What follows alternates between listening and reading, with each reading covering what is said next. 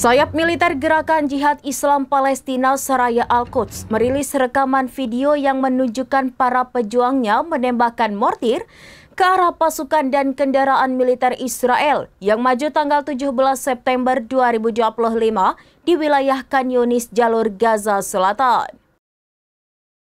Sayap militer Gerakan Jihad Islam Palestina Saraya Al-Quds merilis rekaman video yang menunjukkan para pejuangnya menembakkan mortir ke arah pasukan dan kendaraan militer Israel yang maju tanggal 17 September 2025 di wilayah Khan Yunis, jalur Gaza Selatan.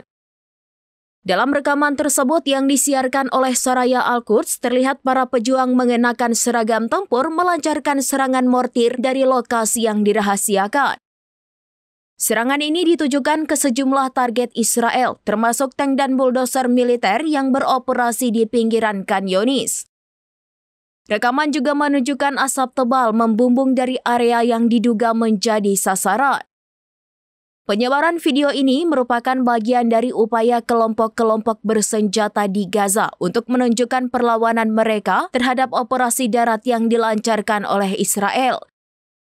Pasukan pertahanan Israel telah memperluas operasi darat mereka ke Khan Yunis yang dianggap sebagai salah satu benteng utama Hamas setelah sebelumnya berfokus di Gaza Utara. Hingga kini pihak Israel belum memberikan komentar resmi terkait klaim yang ditujukan dalam video tersebut. Konflik di Gaza terus meningkat dengan pertempuran intens yang kini bergeser ke wilayah selatan.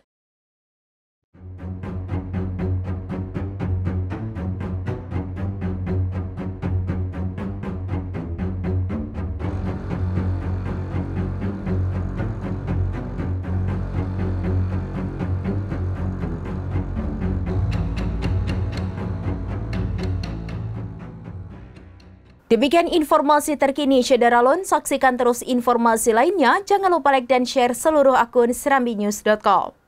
Download Tribun X sekarang, menghadirkan lokal menjadi Indonesia.